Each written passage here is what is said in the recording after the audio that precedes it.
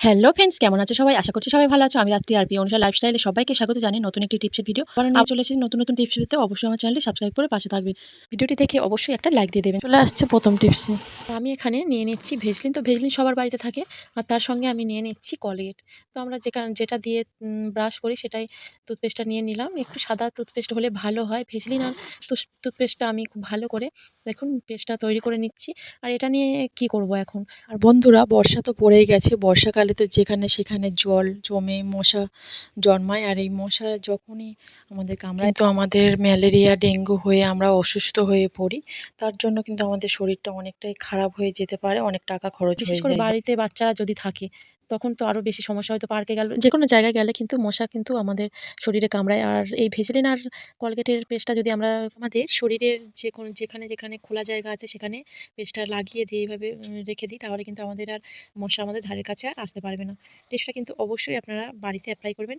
চলে আসছে পরবর্তী টিপস। বন্ধুরা দেখুন, আমরা যখন রান্না করি তখন শাড়িতে আমাদের প্রায় সময় দেখা যায় তেল ছিটে পড়ে, বা খাওয়ার সময় দেখা যায় জামাতে কাপড় জামাতে তো তেল পড়ে বা তরকারি পড়েই যায়। তো তখন আমাদের কিন্তু অনেকটাই সমস্যা হয়ে যেতে পারে যে তেল দাগটা আমরা কিভাবে তুলবো। তার জন্য দেখুন বন্ধুরা, আমি কিন্তু যে টি শার্টটা নিয়েছি তার মধ্যে যেখানে তেলটা পড়েছে সেখানে আমি 1 চামচের মতো আটা দিয়ে দিচ্ছি। আটা বা ময়দা যেকোনো কিছু দিলেই আমাদের হয়ে যাবে। আটা বা ময়দা কিন্তু তেল দাগ তুলতে অনেকটাই সাহায্য করে। আর দেখুন বন্ধুরা, 5 মিনিটের জন্য রেখে দিয়েছিলাম। দেওয়ার পরে আমি চামচটা দিয়ে তেল যেখানে পড়েছে এখানে খুব ভালো করে কিন্তু এইভাবে করে নিচ্ছি দেখুন। আর এইভাবে একটু করে নেওয়ার পরেই দেখা যাবে কিন্তু তেলের দাগটা খুব সহজেই আমাদের উঠে গেছে। আর এই তেলের যে জামা বা শাড়িতে পড়েছে, শাড়ি ও জামাটা কিন্তু আমাদের বাদ দিতে হবে না। খুব সহজেই কিন্তু আমরা তেলের দাগটা বাড়িতেই তুলে নিতে পারবো। আর একটা ব্রাশ দিয়ে আমি একটু ঘষে দিচ্ছি ওই জায়গাটায়, কয়েক মিনিট লাগবে মাত্র।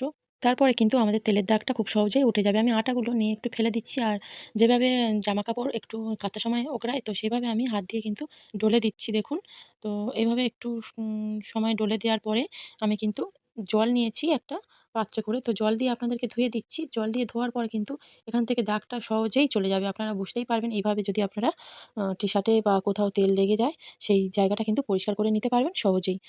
টিপসটা কেমন লাগলো অবশ্যই আপনারা কমেন্ট করে জানাবেন। ভালো লাগলে একটা লাইক দিয়ে চলে দেবেন। আসছি পরের টিপসে। আর এখানে আমি একটা নিয়েছি মিক্সার গ্রাইন্ডার। আর এই মেশিনটা ব্যবহার করার পরে কিচেনে যে কোনো জায়গায় রেখে দিই। আর যেখানে সেখানে রাখার জন্য মেশিনটার উপর ধুলোবালি ও তেল চিটচিটে ভাব চলে আসে। আর সবথেকে বড় কথা হলো, আমাদের রান্নাঘরে অনেক সময় আরশোলা টিকটিকি এগুলো থেকে থাকে। তার বাচ্চাগুলো যে ছোট ছোট একদম বাচ্চা হয়, সেগুলো এই মিক্সচারের যে ফাঁক ফাঁক এই অংশটা এগুলো আছে, এই এর ভিতরে ঢুকে যেতে পারে। তাই একটা আমি প্রোটেক্টর তৈরি করব।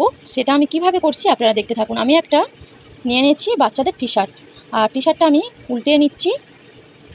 আর আপনারা চাইলে এই টি শার্টটা বড়দেরও নিয়ে নিতে পারেন। আমি বাচ্চাদের একটা টি শার্ট নিয়ে নিয়েছি। নিয়ে এখন আমি কি করছি দেখুন। এখন নিয়ে আমি যে গলার যে অংশটা আছে ফাঁকা অংশ, ওটা আমি ভালো করে এভাবে গুঁড়িয়ে নিচ্ছি। আর হাতের অংশটা একইভাবে আমি ওর সঙ্গে নিয়ে নেব। নিয়ে আমি একটা গার্ডার নিয়ে নিয়েছি। বড় দেখে গার্ডার নিয়েছি, কেননা গেঞ্জিটা একটু মোটা ভাঁজ করা হয়েছে, ওই জন্য বড় দেখে গার্ডার নিয়ে এভাবে আমি করে দিচ্ছি। আর দেখুন কত সুন্দর একটা প্রোটেক্টর তৈরি হয়ে গেছে। আর এটা এখন আমি উল্টে দিচ্ছি।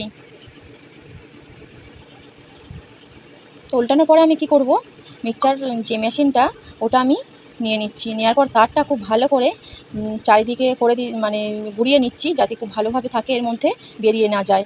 আর তারপর আমি যেটা তৈরি করেছি ওটা ওর মধ্যে দিয়ে দিলাম। দেওয়ার ফলে কি হবে, যখনই আমরা ব্যবহার করব এতে এটা ঢাকা দিয়ে দিলে এটা আর নোংরা হবে না, তেল চিটচিটে ভাবও থাকবে না। আর আরশোলা টিকটিকির যে ছোটো ছোটো বাচ্চাগুলো হয় ওর ভিতর চলে যেতে পারবে না। এইভাবে আপনারা বাড়িতে এরকম প্রোটেক্টর তৈরি করে নেবেন। আর অবশ্যই কমেন্ট করে জানাবেন এই টিপসগুলো আমার আজকের কেমন লাগলো আপনাদের। অবশ্যই ভালো লাগলে একটা লাইক করে দেবেন, অনেক শেয়ার করে দেবেন। আর অবশ্যই বাড়িতে এই টিপসটা অ্যাপ্লাই করবেন। আর কোন কোন টিপসগুলো আপনাদের ভালো লেগেছে অবশ্যই কমেন্ট করে জানান। চলে আসছি পরবর্তী টিপসে। আর দেখুন বন্ধু, এরকম মিক্সচার জার আমরা প্রতিদিন ব্যবহার করি মশলা বাটার জন্য। তো মশলা বাটার পরে কি হয় দেখা যায়, আমরা যখন ধুয়ে রাখি তখন কি হয়, জলটা কিন্তু এর মধ্যে থেকে থাকে। আর উপর করে রাখলে কিন্তু অনেকটাই সময় লাগে এই জলটা শুকাতে। আর জল না শুকালে কিন্তু এই যে মিক্সচার জারের যে ব্লেডটা দেখতে পাচ্ছেন উপরে নাটটা আছে, ওখানে কিন্তু জং লেগে যেতে পারে। আর জং লাগার ফলে কিন্তু আমাদের এই জারটা কিন্তু নষ্ট হয়ে যাবে। আর নষ্ট হয়ে গেলে কি আপনারা বুঝতেই পারছেন, আমাদের কিন্তু বাজার থেকে আরও দাম দিয়ে একটা মিক্সচার জার কিনে আনতে হবে। তার জন্য না যাতে নষ্ট হয় তার জন্য আমি কী করছি দেখুন। আর আমার প্রায় সময় দেখা যায় রান্না করার পরে কিন্তু গ্যাস ওভেনটা অনেক সময় অনেকটাই গরম হয়ে থাকে।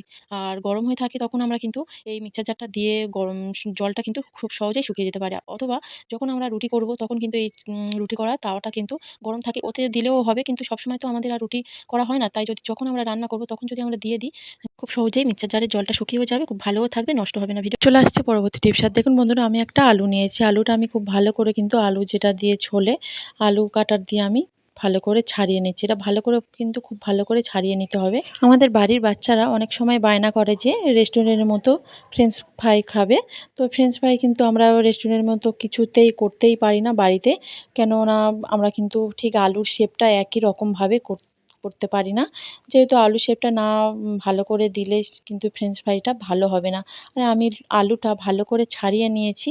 আর একটা ছুরি দিয়ে ভালো করে দেখুন যেমন করে কাটে ছুরি দিয়ে আমি একটু, যেগুলো বড় বড় করে কাটে আমি সেইভাবে কিন্তু আমি এইভাবে দেখুন কেটে নিচ্ছি। একটু মুখে বলছি শোনার থেকে কিন্তু একটু যদি দেখে নেন, এইভাবে যদি আমরা কেটে নিচ্ছি দেখুন। ছুরি দিয়ে প্রথমে কেটে নিলাম। এরপরে কিন্তু আমরা কোনো রকমভাবে ফ্রেঞ্চ ফ্রাইয়ের শেপটা আমরা আনতেই পারি না। তার জন্য আমি কী করছি দেখুন, আমি একটা কাঁটা চামচ নিয়ে নিয়েছি। আর এরকম কাঁটা চামচ কিন্তু আমাদের সবার বাড়িতেই থাকে। দেখুন কিভাবে নিচ্ছি।